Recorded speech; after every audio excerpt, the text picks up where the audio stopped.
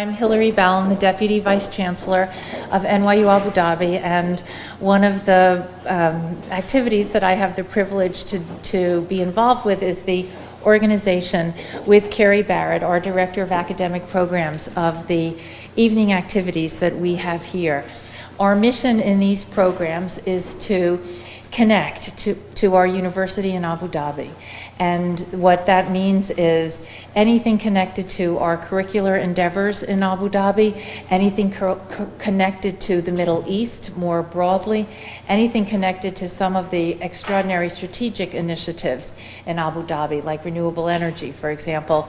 We, and the research, of course, on our campus, we bring here. And tonight, with tonight's program, we kick off what will really be a year-long consideration of the impact, the meaning, the potential of the Arab Spring. I'm thrilled that Robin Wright could be with us tonight immediately upon the publication of her impressive new book, Rock the Casbah, Rage and Rebellion Across the Islamic World. I'm sure that you've read her in the Washington Post or the LA Times. You've probably seen her on TV, where she is compelling, she is judicious, she seems so well informed and sensible, and it is based on extensive reporting in the area. One of the things that I've been so impressed by as I got to know your CV for the purpose of this introduction, Robin, was how you've lived between the world of on-the-ground reporting, journalism, television and press journalism, and academia. And this book is one of actually several very significant books that Robin Wright has written over the years. In 1992, she published Flashpoints, Promise and Peril in a New World. It was followed in 2000 by The Last Great Revolution, Turmoil and Transformation in Iran. Then, just a year later, Sacred Rage, The Wrath of Militant Islam. In 2008, Dreams and Shadows, The Future of the Middle East. And now, a report from the front lines, Rock the Casbah. So we're delighted that you could be with us tonight. Robin will make some remarks, and then we'll open the floor in due course to your questions. Following our presentation here, we invite you to a reception downstairs where Robin will be more than happy to sign a copy of her book, which is on sale. Robin. I'm delighted to be here. I have a special affection for, oh my Lord, my friends have come. I'm thrilled. Anyway, I'm thrilled to be here. I started covering the Middle East, would you believe, on October 6, 1973, which was the day the Fourth Middle East War broke out. And I, as anyone who's been to the Middle East knows, once you get kind of caught up in the Middle East, you can't walk away from it. And so I've covered all 6 wars since then, both Palestinian uprisings and assorted, hostage crises in Iran, all kinds of different flashpoints. And this is my 7th book on the region, and one I feel very passionately about because I think that we're really reaching an important threshold. And what I want to do for you tonight is something a little bit different. I want to tell you a story in pictures. And so I urge the cameraman, as well as everyone else, to follow my pictures as I talk you through what I think it's my little quasi-documentary about what's happening in the region. The most important change of the early 21st century is this epic convulsion that's now sweeping the Islamic world.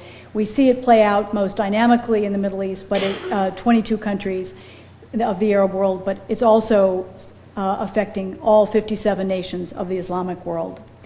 The rebellions against dictators represent the greatest wave of empowerment in 30 years since the collapse of military dictatorships in Latin America, the demise of apartheid and minority rule in Africa, and the end of communist rule in Eastern Europe. The Arab upheavals in Egypt, Tunisia, Libya, and beyond now constitute one of the 4 most important turning points in the region in the last century. And they are only the beginning of what I think is going to be a very long process of change. The Arab uprisings are on a par with, first, the collapse of the Ottoman Empire after World War I, which created the modern Arab states and redrew the borders.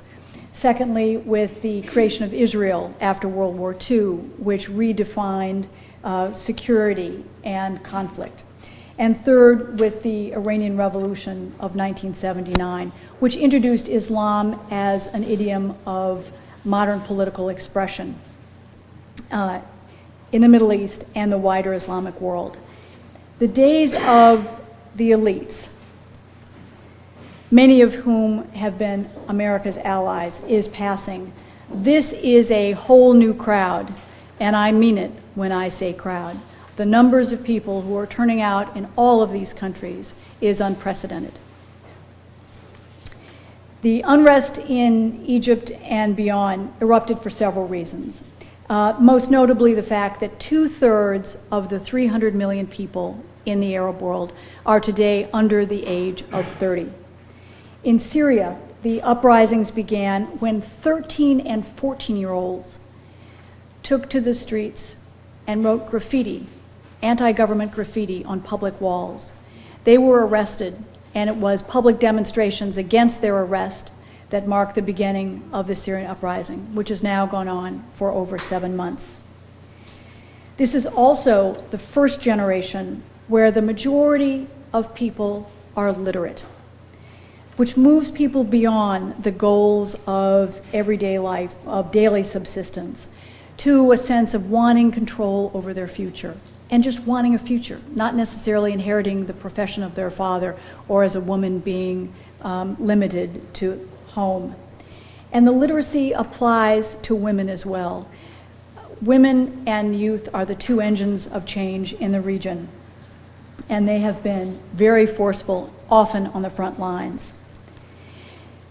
Another factor is the fact that people have developed a real voice, and they're willing to use it bluntly, whether through the old media, like graffiti, or the new ones. This was one of the banners that was carried in Egypt's Tahrir Square. In fact, at the height of the uprising, one Egyptian father, whose wife had just given birth, decided to name his daughter Facebook. Now, I have 2 slides that are missing, for which I apologize. We couldn't figure out the technical issues.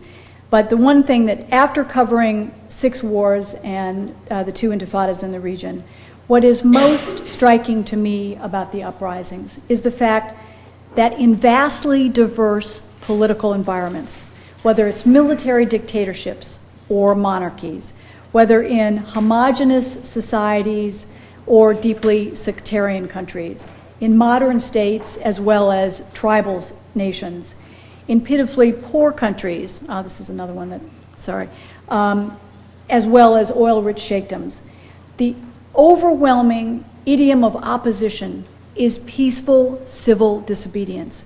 This in a part of the world that has been the most volatile for the last 60 years. What's also striking is the desperation of governments in their response, how far they are willing to go to repress their own people. This is a picture from Bahrain, an island with less than 1 million people, taking on its citizens and attacking peaceful civil disobedience. This was the encampment, the equivalent of Tahrir Square in Bahrain. This is a monument that is their equivalent of the Eiffel Tower, their equivalent of the Empire State Building. And it pays tribute to the pearl industry, which preceded the oil industry as the primary source of income. And so Pearl Monument is, the landmark. It's on the most valuable coin. It is considered the, trademark emblem. But what is so striking to me is the fact that Bahrain was willing to take down its own monument to prevent people from demonstrating around it, from gathering there and camping day after day after day. These are the 4 presidents of Tunisia, Yemen, Libya, and Egypt. 2 of the 4 are gone. The other 2 are likely to be out by the end of the year. all 22 Arab countries will be changed significantly by these rebellions, and all 22 leaders will have their powers changed in significant ways, even in places where they manage to stay in power. The trade will be they have to engage in significant, in some cases, sweeping reform in order to stay in power. What the Saudi king has done in the past 24 hours in giving women the vote is a symbol in the country where women have been the most repressed. They are recognizing the depth of opposition. But the thing that's most striking to me, and what I try to do in the book, is deal with not just the challenge to the political status quo, to the geriatric autocrats who've been in power for decades. The second phenomena that I try to chronicle is the challenge to extremism itself. It's what I call the Counter Jihad. And it is the challenge to Osama bin Laden, to his replacement, Ayman al-Zawahiri, to al-Qaeda, and to all its affiliates. The uprisings in the Middle East are profound in the sense that the message is we reject violence as the idiom of change. We are looking for an alternative to al-Qaeda.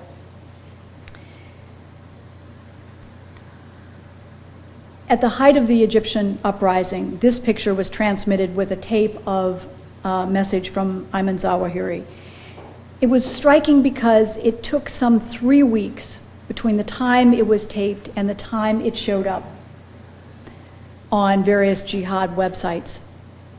At a time that we are seeing literally warp speed transmissions of what's happening on the ground, courtesy of Facebook, courtesy of Twitter, that al-Qaeda seems increasingly out of the loop, out of touch with what people want on the ground. Zawahiri's message was, he talked about Ottoman history, he talked about the 19th and 20th centuries. He said religion, Islam is not compatible with democracy, at a time that millions were turning out on the streets across the region, asking for political openings. In the book, I try to identify some of the interesting characters who reflect this change. Sheikh Salman al-Odeh is one of the sheikhs who was an early mentor, an early role model for Osama bin Laden. He was the one who, during the Gulf War, when the United States deployed in Saudi Arabia to liberate Iraqi occupation of Kuwait, issued a fatwa condemning the United States, condemning Saudi Arabia and the monarchy for allowing infidel troops.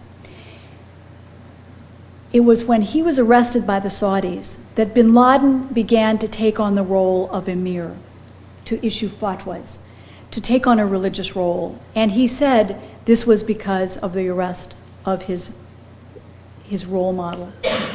What is stunning in terms of what's happened is that Sheikh Salman has since been released from prison. He has turned on bin Laden, and on the last 4 anniversaries of 9/11 has issued fatwas against the use of violence, condemning bin Laden, condemning the use of terrorist tactics. Another one of those, the clerics who've turned against bin Laden, is a man known as Dr. Fadl, that's his war name. He merged with bin Laden in the 1980s. He wrote the first how-to book on jihad back in the mid-1990s. He was with bin Laden in Afghanistan. His second book, which was over 1,000 pages, was considered the Das Kapital of al-Qaeda. It condoned killing anyone, Muslim, Jewish, or Christian, who simply for disagreeing with bin Laden's ideas. But he too fell out with bin Laden, and he separated from al-Qaeda. He was subsequently arrested. He went to Yemen, then was deported to Egypt, where he was tried, and he's still in prison. He has also come out with a third book, which calls 9/11 a catastrophe, condemns the use of violence. In contrast, today you see the emergence of what I call the satellite sheikhs and the YouTube imams. This is one of the new street preachers. He's a young Saudi named Ayman Shugari, a New Age preacher who even gives lectures on Elvis. He's not schooled in theology, but many of them have TV programs. His is one called What Would He Have Done? And it's a candid camera type program where he puts a banana peel on the ground or puts a wallet with money in it. And he, from behind the scenes, takes film of what these people do when they see it, and then comes from behind the camera and asks them, what would he have done? And of course, the he is the Prophet Muhammad. And the idea is to try to introduce the ideas of doing the right thing, charity, cleanliness. And he now has the most popular television program on the largest of over 500 independent satellite stations in the region. Another one of the new trends that I write about in my book is something I call the new martyrdom. And this is Mohamed Bouazizi, a young street vendor in Tunisia, who was the one back in December, was angered when a government inspector approached him in a remote Tunisian town and demanded a bribe, a $7 bribe.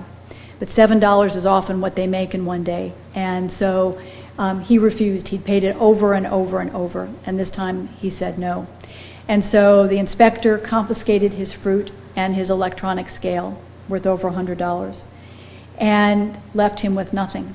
So he started protesting. He went first to various city officials and then worked his way up. Could find no one who would take him seriously. And so he went to the governor's office, poured paint thinner over his body, and set himself on fire. This is a different kind of martyrdom, different from Mohammed Atta, one of the Saudis who was one of the masterminds of 9/11. This is a cartoon that illustrates what he did. Tunisia's so-called Jasmine Revolution, which is named after the national flag, marked a turning point not just for Tunisia, but for Islam in general. Bouazizi set himself on fire and became a martyr, not to kill anyone else, like the suicide bombers have done over the last 3 decades in the region, but to shame his own government. And he was far more effective and far faster than any of the militant groups in the region. He did not die immediately. He lasted for 3 weeks. And this is a picture of President Ben Ali going to visit him in the hospital. The president knew he was in such political trouble that he made this token visit, soon after which Bouazizi did die. But after his death, thousands of Tunisians went to his gravesite to pay respects to a man who 1 month earlier had been an absolute nobody and is today honored on a national stamp. That's what I mean about the new faces of activism in the region. These are not elites. These are not the traditional people who are Western educated, speak English, the people we have traditionally turned to. This is a whole different kind of generation. Another one of the new martyrs is a young Egyptian who was a blogger, and he managed to get his hands on a cell phone video of some policemen engaged in corruption, a drug deal for money. And he started posting it on a website, and policemen came and got him at an internet cafe in Egypt. He died that night. They beat him up, and the government said he died of a drug overdose. This is not a man who died of a drug overdose. This was a picture taken again on a cell phone, and then became a rallying cry as people throughout Egypt started talking about, we are all Khalid Said. And this was the flashpoint again in Egypt, which gave momentum to the uprising that began on January 25th, giving its name to the movement. The third new martyr is a young 13-year-old Syrian boy who was separated from his family in April when they were involved in a protest. The family looked for him in hospitals, in prisons. The government said they had no idea where he was. But a month later, his body was delivered back to the family. And again, this is another grisly picture. He had cigarette burns all over his body, 3 gunshot wounds, and a 13-year-old had his genitals cut off. There's another story that came out of Syria today about an 18-year-old woman, the first time we know of a woman dying, and her body was returned in 4 parts. She was skinned or decapitated. This is how brutal the governments are becoming, and this is how brave these people are, turning out week after week after week. And despite the fact that his picture was shown on the media, Syria did this deliberately in order to scare people from taking to the streets. They instead turned out in ever larger number. And Syria, in many ways, I think is one of the most, if not the most important country right now for political change. But young Hamza became a symbol of the uprising because he's one of hundreds of kids, mid-teens and under, who have been arrested, tortured, and many of them killed, simply for engaging in peaceful civil disobedience. And this was his funeral. Now, as striking as the political change is, to me, a reflection of the depth of change we're witnessing in the region is the culture. And I want to talk for a few minutes about the different aspects of how that's changing. El General is a young Tunisian rapper. A month before the Tunisian street vendor took his life over corruption, El General posted a rap song on his Facebook page. Rap, hip-hop is illegal, or was illegal, in Tunisia. Couldn't be performed on state-controlled media, couldn't be performed in public, couldn't be recorded. And so he turned to Facebook. That's the one thing that the government couldn't censor. And he wrote lyrics that were stunningly critical of the regime in ways that no politician had been in 23 years of President Ben Ali's rule. And it was in that climate, as this song became a sensation, that the street vendor set himself on fire. And it was interesting that as people then rallied to the cause of the street vendor and started marching on the Capitol, they sang El General's song. And then it was sung in Egypt and later in Bahrain. Rap has become the rhythm of resistance. It's a bit like folk music was in the United States during the Vietnam War. It gave voice. It was a means of challenging the establishment. You find it now across the region. This is a young Palestinian group called DAM. And they are angry, they give voice to the same issues, but they provide an alternative means of expressing their anger, besides Molotov cocktails, besides suicide bombs, besides rockets. And again, the words are very telling. For anyone who's interested in hip-hop in the region, there's a wonderful documentary about them called Slingshot Hip Hop. And they have actually performed with Israeli groups and in Israeli clubs. Again, a turning point. Even in Saudi Arabia, I went and interviewed this young rapper. Again, this is a country where music is basically banned. Dancing, except for kind of slow sword dances, is banned. But he's an underground rapper challenging the system. In Egypt, the Arabian Nights, another hip-hop group. In Iran, which is one of the most dynamic places for rap today, Kiosk has some wonderful words in challenging the regime and its hypocrisies. One of the telling points of the 2009 presidential election in Iran was the fact that a septuagenarian, 70-year-old cleric, made CDs of pro-democracy rap songs to distribute among young voters because rap is so popular among the young. And to show how the degree to which it has rap has grown throughout the Islamic world. This is a wonderful young rapper from Somalia. I was thrilled to see on Sunday in the New York Times Week in Review section, or whatever it's called now, he wrote a wonderful piece.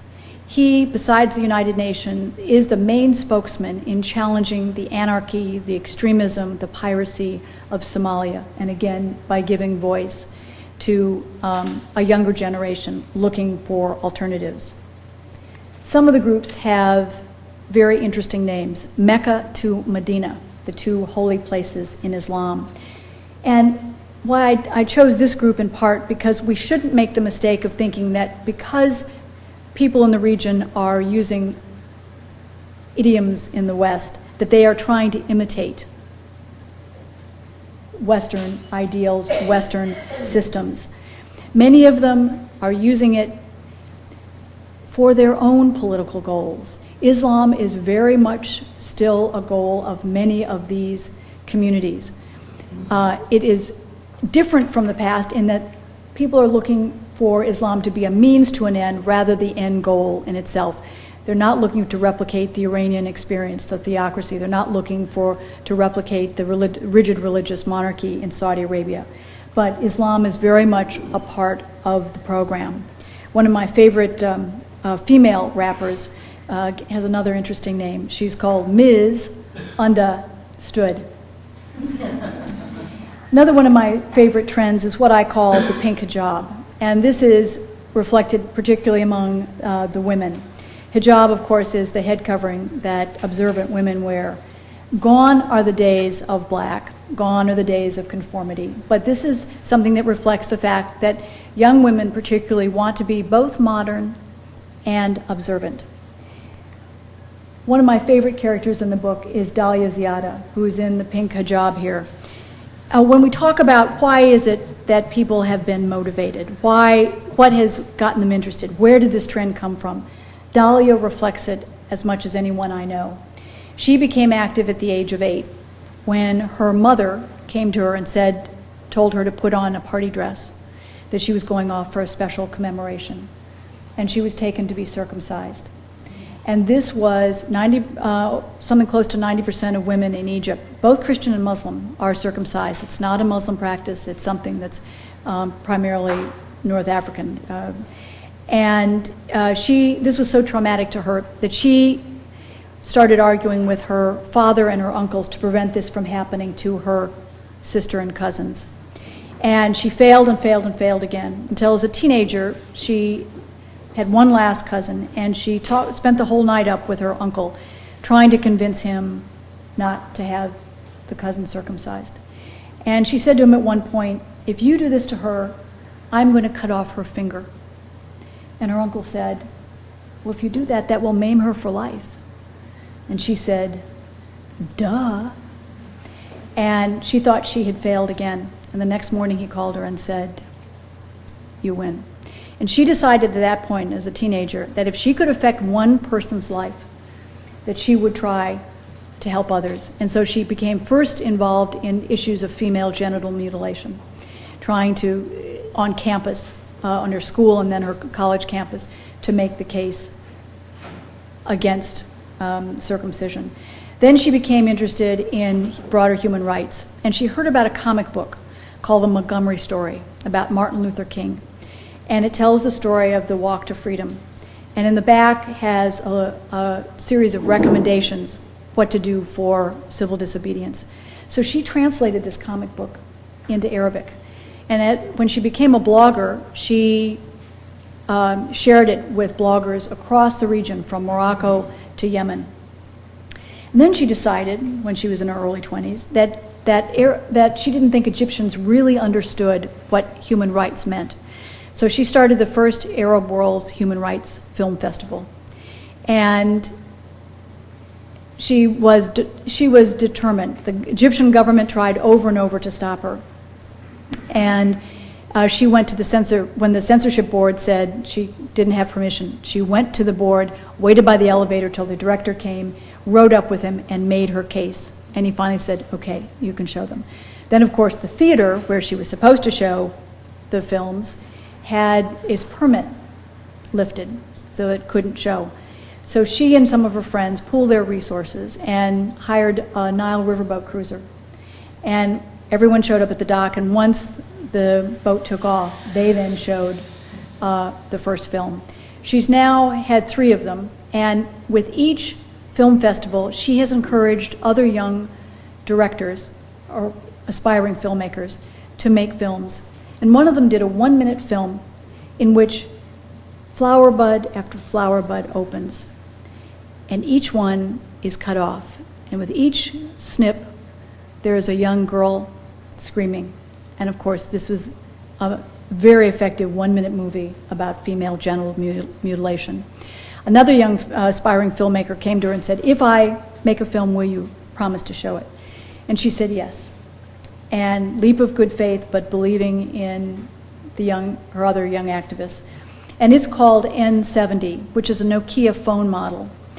And it is a movie about a true story about a young minivan driver who intervened, again on the issue of corruption, when his cousin was stopped by police, asked for a bribe, and refused. And so a fight broke out. The young minivan driver intervened, and in the end, all of them in the parking lot were arrested. He was not only beaten, he was sodomized with the end of a broomstick. And the police made a video of this film, of this act, to show other minivan drivers to say, don't do this. If you do, this is what you face. But the cell phone video on the N70 model ended up in the hands of a blogger who put it on YouTube, put it on his Facebook page, ended up on the internet, and created such a domestic and international outcry that the Egyptian authorities were forced to prosecute the 2 policemen. So people like Dalia, a hijab-wearing, conservative, lower middle-class woman, again, coming from a whole different strata of society, is really beginning to change the political dynamics on the ground. And we Skype at least once a week, and she pronounced to me last week that she's decided at the age of 29 she's running for parliament.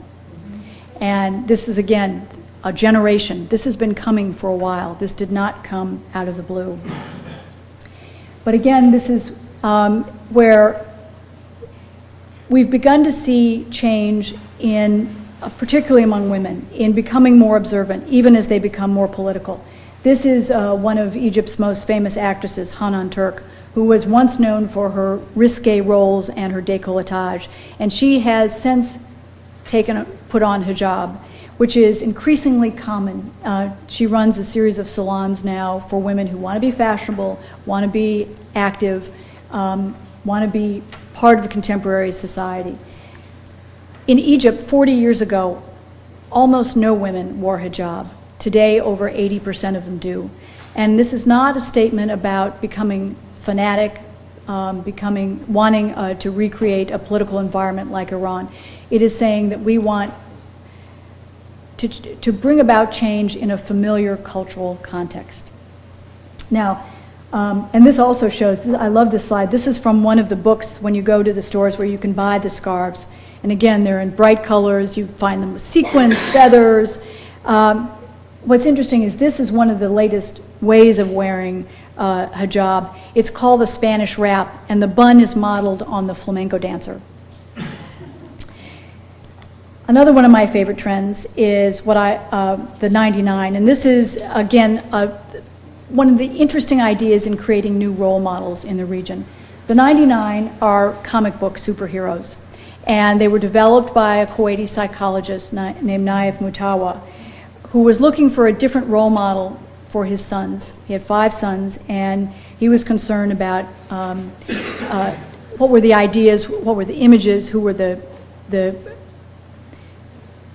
people capturing the imagination of the young in the region. And so he came up with this idea of having 99 superheroes, each one with a different value, a different attribute of God. In Islam, there are 99 attributes of God. And half of his superheroes are female and half are male. Half of the women wear hijab, and half of them, as you can see, look like Wonder Woman. The nemesis of the 99 is a bin Laden-like character who is trying to absorb all 99 powers to be the one person with the one truth, the one power to dictate to all Muslims.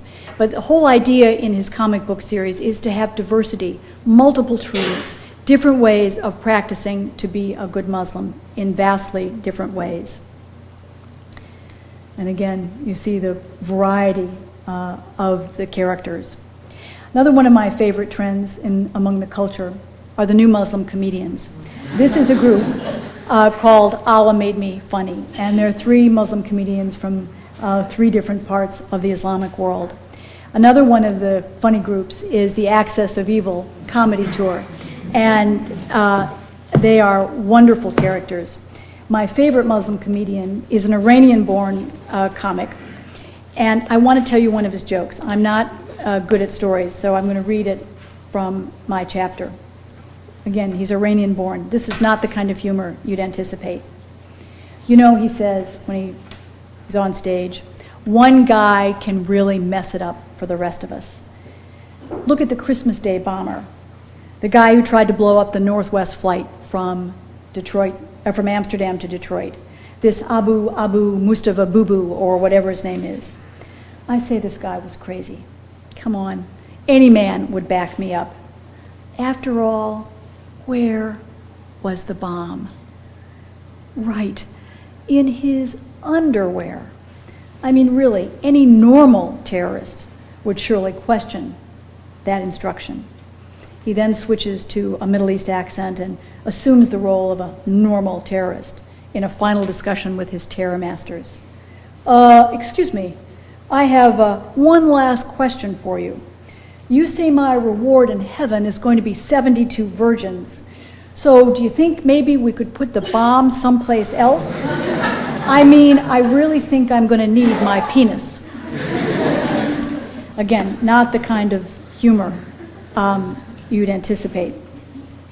But the Muslim comedians are making an extraordinary difference. And this is where you find one of the most important bridges between Muslim comedians, Muslim immigrants who come here, learn stand-up, are now taking it back to the region. Dean Obadullah is one of those who has started workshops every few months. He holds them in Amman, in Riyadh, would you believe, as well as in Cairo. And humor is, as a rich tradition in the region, but stand-up is something new. The idea of introducing ridicule, challenging authority through comedy. It's a whole new tool. It's as important in some ways as the Twitter and the social media of YouTube and Facebook. This is the new Jon Stewart of Egypt. He has a show, it's all through the internet, but he has a mock news show with mock news reporters. And at the height of the uprising, he did a wonderful skit about a famous Egyptian actress who complained that because of all the protesters on the streets, she couldn't get pizza home delivered. There's also a young comedian in Saudi Arabia who calls himself, think about this for a minute, the Jerry Seinfeld of Saudi Arabia. Jerry Seinfeld. One of the other trends I write about is the new playwrights. Jihad Jones and the Kalashnikov Babes is a wonderful parody on stereotypes about Muslims, and it's written by a wonderful young Egyptian named Yusuf El-Gwindi, who has had this performed both in Cairo and in the United States, again, bridging the gap. Another one of my, this is Yusuf El-Gwindi, another one of my favorite plays is Till Jihad Do Us Part, which is, believe it or not, a romantic comedy. And it's about the challenge of being a good spouse, that jihad is not just about, killing Westerners, but it's about the struggle to be a good partner, to have a good marriage. Another one of the, and this you can get on Netflix, is a very moving documentary by an Indian Muslim. And he went to 12 Muslim countries to capture footage of young Muslims who wanted to be faithful to their religion, but who were also gay or lesbian, and who faced the death penalty if they came out in terms of their gender identity.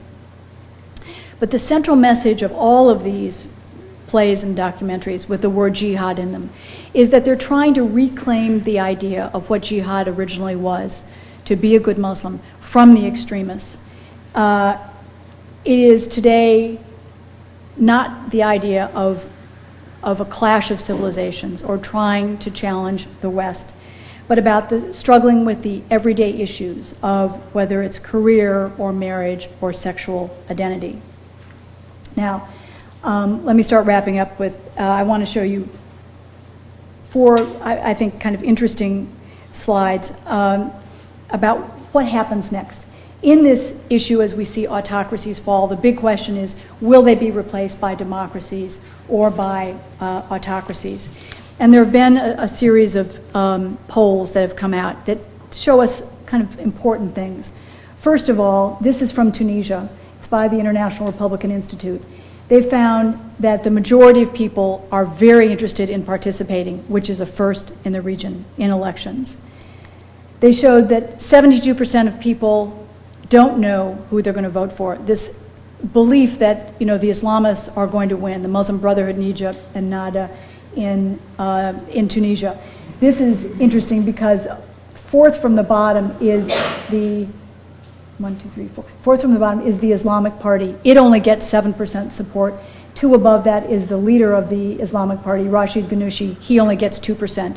There's a new poll by the International Peace Institute that was released this week that shows that no party in Egypt has over 3% of the vote. That 34%, in March, 34% of Egyptians didn't know who they were going to vote for. Today it's 67%. The numbers have doubled.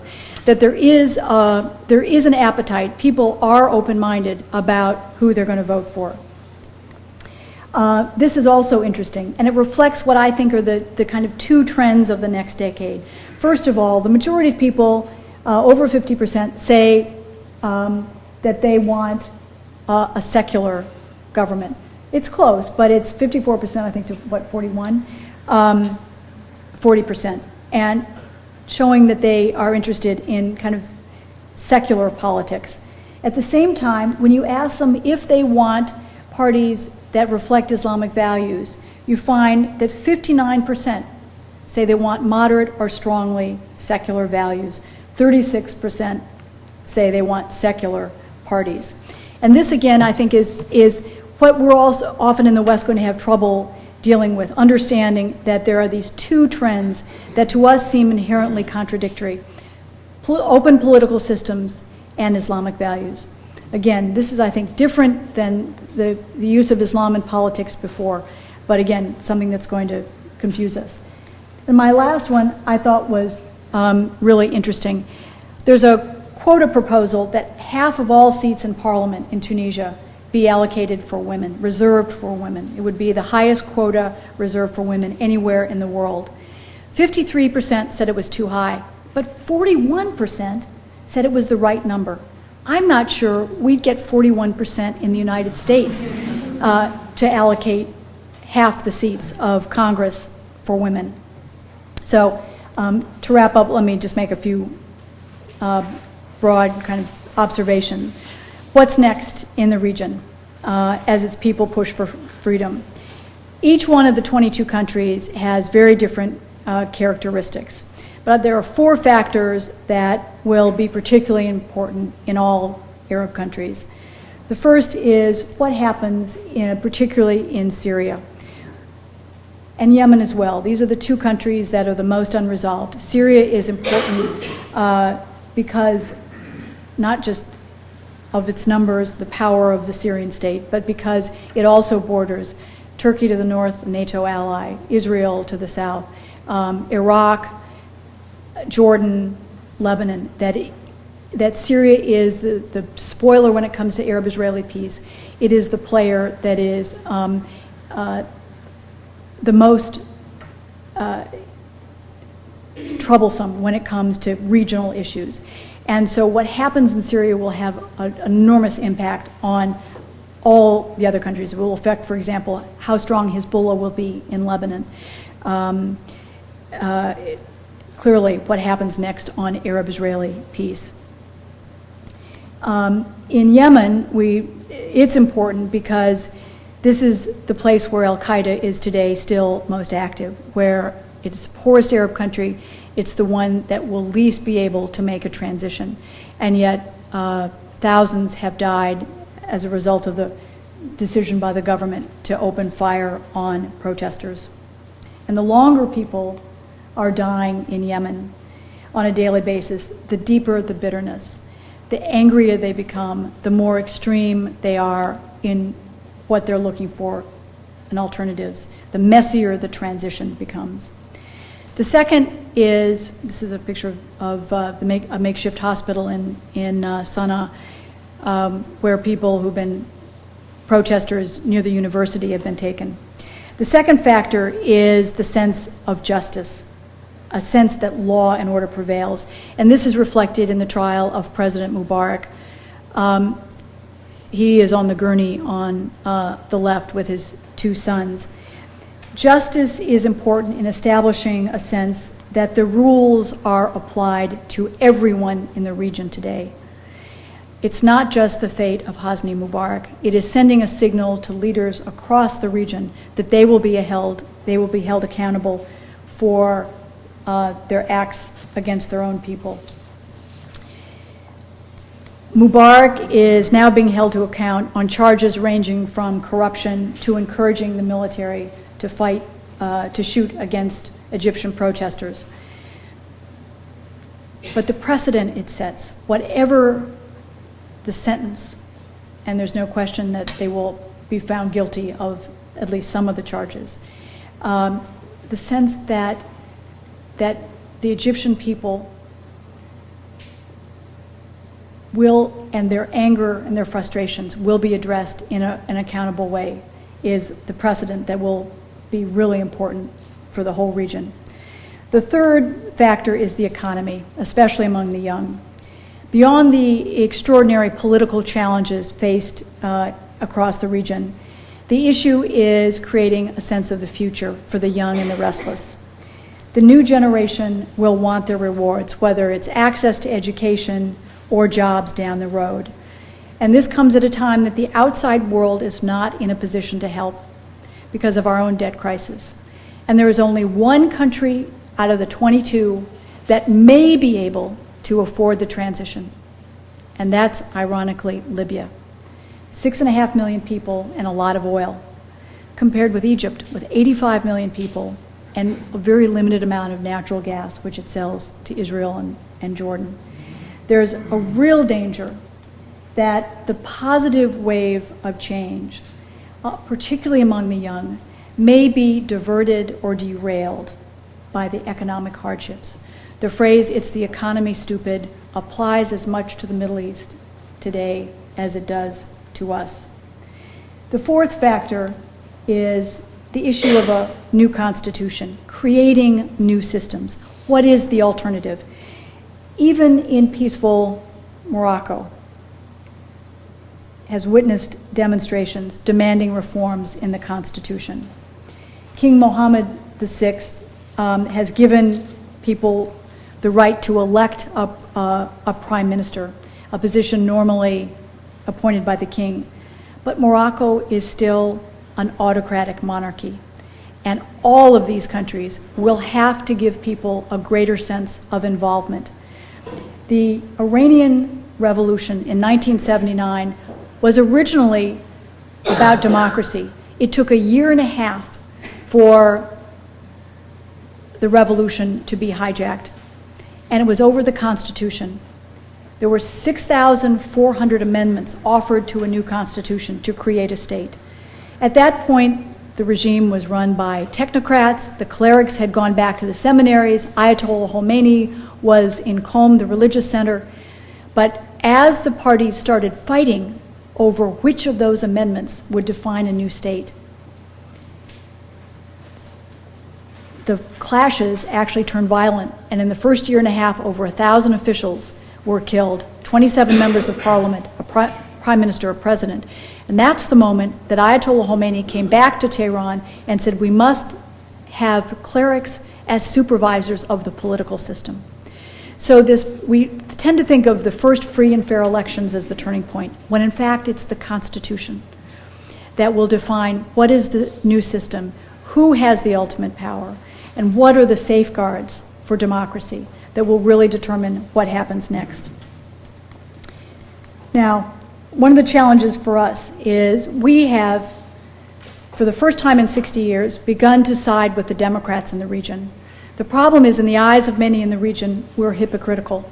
We side with those in North Africa, the Egyptians, the Libyans, the Tunisians, into the Levant with Syria, and into the bottom of the Gulf with Yemen.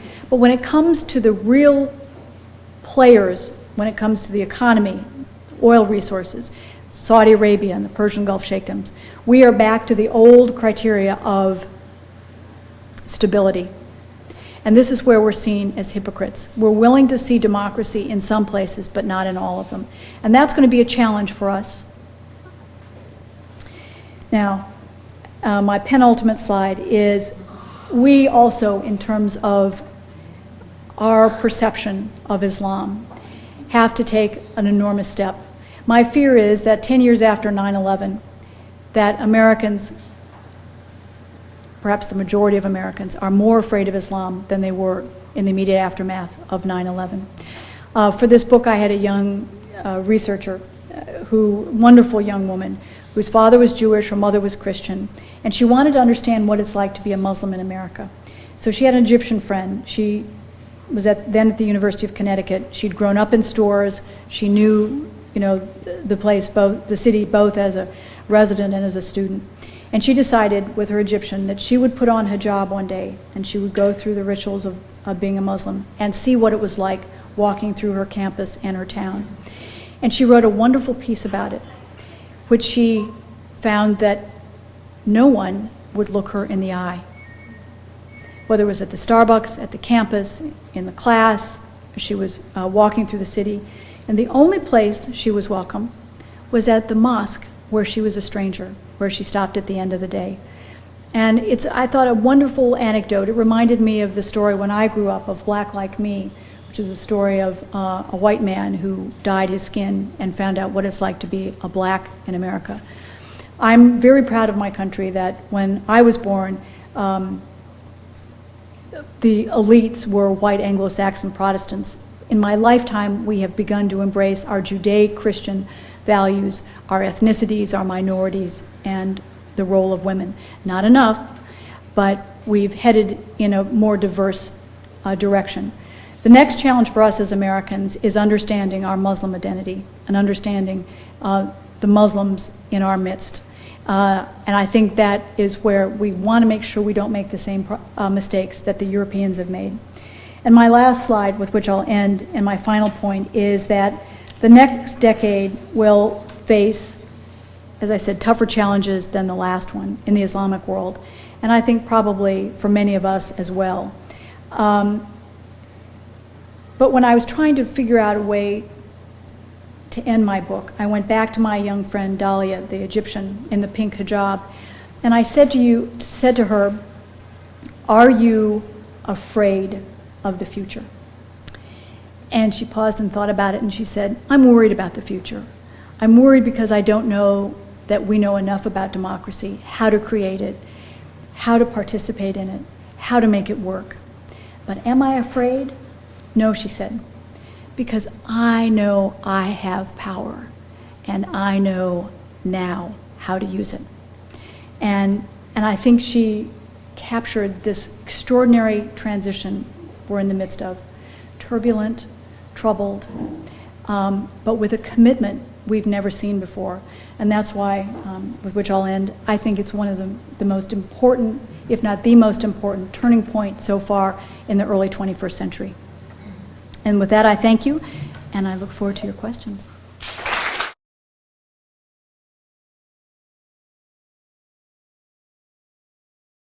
We are going to have to stand back and let people, we'll have to take a very deep breath because we'll want to race in and say, we know how to write a good constitution. We want to make sure that our allies have a chance, that they have the resources or the political clout in order to be players in new political systems. But that we would be better served by standing back and letting people of the region make their own mistakes and learning from them so that the process is credible, legitimate. It'll be really hard. But the reality is also we don't have the resources to engage. I think we have to begin thinking about shifting our priorities. $1.3 billion goes to the Egyptian military, compared with something like $200 million to civil society groups.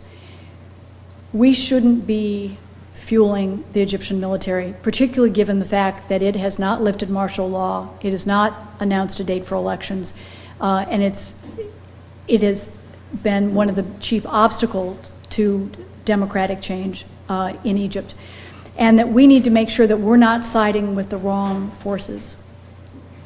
And that's going to be tough because the sense in Washington is, well, to keep the military on our side, we have to keep basically buying them out, making sure that they, whether have the training or the weaponry or whatever. But that's going to backfire on us again in the long term. Yes, ma'am. Could you comment on your view of how Sunni-Shia conflicts kind of play into what you said? And sort of related to that, it seems like sometimes there's two really big players in the region, Iran and Iraq, and a lot of people are kind of a lot of the smaller states are kind of orienting around, which side they take. I mean, for example, when the UAE sent troops to Bahrain. Saudi Arabia sent troops to Bahrain, 1,000 troops. The UAE sent some stuff. But as well. Saudi Arabia is the main power that sent troops. They made it possible. But in any case, I think they felt like if the Shiites get control here, suddenly Iran is all over us. Yeah. Something like that. Anyhow. Yeah, look, there are sectarian issues in the region, and particularly in the Gulf, this is exploited by Saudi Arabia.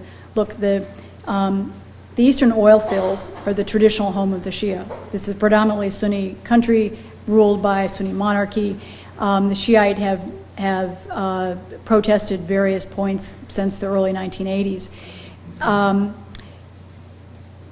It's a sore point. It plays out most vividly in Bahrain, where you have 70% of the population is Shiite, 30% are Sunni. The royal family is Sunni. The Saudis and the Bahrainis will argue that Iran is trying to exploit it, that they're the ones meddling, and that they want to keep the royal family in power because this is the only way to guarantee security. That's not a winning formula. It may work short term, but long term, I don't think it does. This is a place where you had a prime minister in power for over 4 decades. It would have been so easy if they had just allowed, again, a geriatric autocrat to step aside, appointed a new prime minister, and this would have changed the dynamics. Now it's taken on a life that's much bigger and actually makes more of an existential issue of the royal family. Makes the issue of moving toward a constitutional monarchy or more profound changes. The Shiites are, the protests have been predominantly squashed, but they are still occasionally trying, and it's not over. This is where the United States, getting back to your question about what do we do, again, we have the Fifth Fleet deployed there. This is a place where we ought to be doing, even if it's just a token, saying, well, we're going to move some of our ships a couple of our ships someplace else to signal that the Bahraini regime can't rely on us and our presence there to protect them. But again, the danger is that change in the Gulf is not only caught up in the issues of oil, and it's also caught up in the issue of this is the buffer zone with Iran. And then we get into the issue of Iran and its nuclear capability, and it gets much messier, more complicated, and that's a tragedy. Sectarian issues were not in some ways as visible in Iraq until after the U.S. invasion. I mean, you had much more intermarriage, you know, living together, but there was this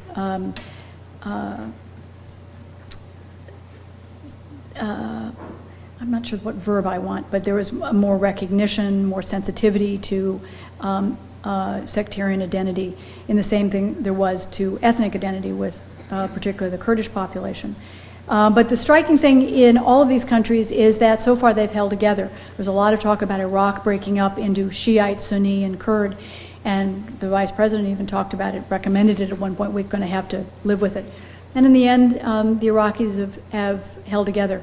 One of the questions is what happens in Libya. This is an homogenous country, really, when it comes to religion, but you have a split between Benghazi in the east and Tripoli in the west, and questions about the different militias and the different tribes. There are 140 clans or tribes in Libya, 30 of which are important. And does this become the same kind of issue in creating separate identities, rival identities, and dividing up the state? My sense is with Libya, we're not there yet either. And in fact, in most of the countries except for Sudan that were created by European colonial powers dating to the late 19th century, most of them have held together, which is kind of interesting. We're not there yet, but sectarianism is clearly, you know, a flashpoint in the region, and it's not going to go away anytime soon, particularly in the Gulf. Yeah. Do you think a rise of more powerful people and more of these revolutions throughout the Middle East will have any effect on the Israeli-Palestinian conflict? No, very good question. Look, the striking thing about the first 9 months of these uprisings is that they have been focused internally. For the first time in 60 years since the creation of Israel, they were not about Israel, they were not about the Arab-Israeli conflict, and they were not anti-American. I mean, I've been to Libya many times, interviewed Muammar Gaddafi, and the idea of Libyans telling journalists how much they love Americans is so bizarre to me that you know something has really changed. My concern is that with events over the past 4 or 5 days, particularly with the idea that the United States might veto a Palestinian state, that the energy, the focus in the region begins to turn the Arab Spring or the Arab uprisings into something that has an Arab-Israeli component. And that some of the new parties that are forming, as they run for office for the first time, develop their platforms. They will have something not only on domestic policy, but something on foreign policy. And that they may be more strident, more militant, more black and white than they really intend. And once it's down on paper, it's much harder to erase and change. And that then makes the Israelis nervous, and that deepens tensions, and that may create a whole new cycle. So I'm very worried about how this whole hopeful process may be derailed, not just by some of the things I talked about earlier, but the Arab-Israeli conflict. Yeah. In reference to the graphs that you pulled up about the plurality of the different parties that are sort of forming, and I think that's one of the most fascinating things that I found as it's going on, is that there isn't one candidate or anything, and that there isn't necessarily a specter of Muslim Brotherhood sort of waiting in the wings to take over. But in one of the graphs it talked about moderate Islam and extreme Islam, and I've heard a lot of differing points of view about what exactly the Muslim Brotherhood is or would be if they were to come to power. And so I was just wondering your thoughts on what, if in the event that Muslim Brotherhood were to could garner some sort of control, especially in Egypt, would that be moderate Islam? There's a whole Islamic spectrum now. There's a whole big political spectrum, huge, from liberals to, what I call the Salafis, the people I'm most worried about. But, a big chunk of it is Islamic. The Muslim Brotherhood now is not one group. It has 4 different factions, at least. And many of the young, particularly, have challenged the older generation because they were not elected. They have a supreme leader, and they have said neither a woman nor a Coptic Christian could become president of Egypt. And the young are saying that's just not compatible with what we're interested in. So there's a lot of diversity, and it's always true, when you're in opposition to someone, you get a lot of unlikely bedfellows, or people gel around an idea, when in fact that's beginning to break up into lots of different pieces. The Salafis are the ones I worry about. They are those who tend to be Wahhabist, like the Saudis, in terms of wanting a rigid Islamic state or a rigid Islamic rule. I think that you'll hear a lot about them over the next few months as parties begin to form. We have this, this is where we get back to the US policy and who are our allies, that we're supporting the Saudis are supporting the Salafis. The Salafis want an Islamic state that's anti-American. What's wrong with this picture? And this is where our inconsistency in policy could end up hurting us in profound ways. Yes, sir. So from things I've read, there's a serious short and intermediate term problem with Egypt even feeding itself, and only serious amounts of outside money coming in to make that possible. Where might that come from? I don't think it's going to come from any place. I think that the Europeans are in such profound trouble that they're not likely to help. And, in the Tea Party environment in this country, I'm not sure that, anybody could get approval on the Hill for a penny more to anybody. The reality is reflected in a very poignant story about one of the camel drivers in front of the pyramids. You go to the pyramids and you sit on a camel. I did it with my mother, and have a picture taken. And he said that he couldn't feed his family anymore, and he couldn't feed his camel. And so he would probably have to feed his camel to his family. And that's, the end of his profession, his job. And that's a stark reality. I can't stress enough that I am more afraid about the economics than the politics. And, this is not a problem that's limited to the Middle East. I mean, change is always turbulent. When you look at a place like South Africa, where I, again, spent a lot of time during the anti-apartheid movement and then went back when Nelson Mandela walked to freedom. Today, in South Africa, the majority of blacks are worse off than they were under apartheid. That the life expectancy in South Africa when Mandela walked to freedom was 60 years. But the government, because of very poor economic policies, because of its the government's failure to address the AIDS problem, use its resources or even its common wisdom, that the life expectancy today is 41 years, down from 60 when Mandela walked to freedom. That all of these economic challenges that fragile states have a hard time making. And that's why, whether it's Egypt or a place like Yemen, where they make less than something around $500 a year per capita income, that the young particularly want the spoils, economic and political spoils, want to have a sense of a future. And they've rejected extremism. It's the most hopeful thing that's happened for our long-term purposes in fighting extremism. And it's happened because they have been victims more than we have. In Iraq, we have lost something like 200 people, just over 200 people, to suicide bombs. Iraqis have lost over 12,000 to suicide bombings and over 30,000 to injuries. They have paid a far greater price. And in standing up to Al-Qaeda in Iraq, they've mobilized tens of thousands. And the US helped pay them, the Sons of Iraq. And then, of course, as we're withdrawing this year, we're not providing the resources. And a lot of these Iraqis are becoming very disillusioned. They sense they're not part of the state.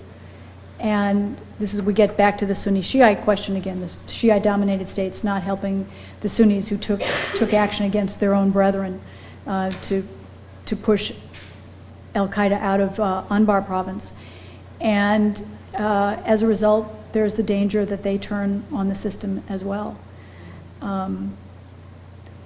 this is about the future, and unless you can generate that sense of a future. I was just curious about the title of the book and why you chose that title. Why I chose the title of the book. Well, I had everyone I knew involved in picking a title for this book, and we couldn't come up with the right name. I had at one point called it The Jihad Against the Jihad, and my publisher said that's too many jihads. And so I happened to bump into a friend the day before the final title was due, and he suggested Rock the Casbah, which is a song from 1982 by a British punk band called The Clash. And I immediately knew that it was the right title because it captured the Casbah, the old center of government. Rock was a great verb to describe what was happening across the region. But the funny thing is, I'd never heard of the song because I lived in Beirut then for 5 years, and we barely had electricity. It was during the Civil War and the Israeli invasion and the rise of Hezbollah and so forth. So we had barely had electricity, much less access to music. But the concept so intrigued me. I knew that it was the right title. And I fully acknowledge the role of The Clash in being way ahead of its time, 30 years ahead of its time. Yeah. Do you think that the revolution will pass into Iran? It seemed that the president and Ayatollah have very good, despite their recent quarrel, they have very good control over the population. The question is what will happen with Iran, and will the revolution spread? I think the Iranians don't want a counter-revolution, but in many ways, the uprisings that we see in the Arab world today really reflect what happened in 2009 after the disputed presidential election, when millions took to the street spontaneously to demand accountability for what was to all of them a fraudulent election. And many of my friends in Egypt were inspired by, look, if you can do it in Iran, you ought to be able to do it, in Egypt and elsewhere. And the interesting thing was, it lasted for 6 months in Iran. The government quashed it. But after the Egyptian uprising, the Tunisians too, but the Egyptians particularly, the Iranians tried again. And they have developed new kinds of techniques where they wouldn't be mass protests, but they would go out for 15 minutes. They would take their YouTube pictures and post them. But they would have cars positioned. They'd have 2 groups of cars. The first one to take them to the next spot, and there's a second layer of cars to block security forces. And so then they would do these spot, kind of flash mobs of protests in different parts of the capital. There is still, and it's fascinating to watch Iran's revolution eat itself up. Today you find, yes, Ahmadinejad, the president, and the supreme leader may have a sense that they have security control, but they've had to do it by imprisoning a man who was prime minister for 8 years, who saw Iran through its war with Iraq, who was the first long-standing political leader, and then to arrest as well a man who was Speaker of Parliament for 4 years, that the revolution is eating itself up. And that you find this tension today playing out among the hardliners and the conservatives. And they're calling Ahmadinejad part of a deviant current and linked to people who are sorcerers. I mean, this is really something that we haven't seen before. After the revolution, after the Middle East's bloodiest war, Iranians don't want to see upheaval. Bloody upheaval. But there's no question that the majority of people in Iran today want the Islamic Republic of Iran to be more of a republic and less dogmatically Islamic. And in that sense, this is also mirrored in the region, where a lot of people want to see Islam be a factor in politics, to provide the kind of cultural milieu, the frame of reference in the same way Judeo-Christian values define so much of the United States, but not to be an Islamic state. And this is where you find this kind of whole new kinds of politics emerging that is not Muslim Brotherhood in terms of wanting Sharia to be the only source of law, or to be applied as the only source of law, even if in principle the new Constitution says that, as the old one does. But anyway, there's this kind of set of values, this 21st century sense of things moving in a direction that reflect global values on human rights and political rights, and on women's rights even. But also has something that reflects their own values. And this again gets back to the original question of how much we do and how much we're a part of it, that this is very much about them. And they want to be, for the first time in the 4 different phases of the Islamic revival, you find people who are proactively taking charge. It's not in reaction to the Arab-Israeli conflict. It's not in reaction to autocratic leaders or foreign troops. It's them defining their future. And that's what makes this so exciting. Yes. Last question. Why hasn't more overt things happened in Algeria? What is the situation? It's always funny. Lately, the last question is always about Algeria, and I can't figure out why. Look, Algeria was a country that was about to witness the most democratic election in Arab history in 1992, and I happened to be there. There were 54 parties running. And as an Islamic party, a very moderate Islamic party, looked like it was getting the largest percentage of the vote. The military stepped in, ousted the reformist president who had introduced this change, aborted the election, negated the results, and basically imposed a military junta. And that's when a militant group emerged, and for the next 10 years, Algeria was engaged in a very bloody civil war that killed over 100,000 people. Algeria is still recovering from that. I don't think Algeria is likely to be a major player for the time being in what's going on. I think that Syria is the country to watch. And I'll end by saying that I think besides the 4 leaders I identified as being finished politically, that we have also reached a threshold where the president of Syria can't survive politically. You have the king of Saudi Arabia saying that he no longer has credibility, that he must step aside. The Gulf states backing that you have the president of Turkey about to impose sanctions, has said that Bashar Assad is part of the problem, not the solution, where the European Union has imposed sanctions that will make Syria's economy increasingly difficult. They're already, I did CNN taping for CNN tonight that should be playing about now, in which I talked about the fact that they hasn't been able to sell any oil this month, that their letters of credit are drying up so that they can't sell, they can't do business dealings,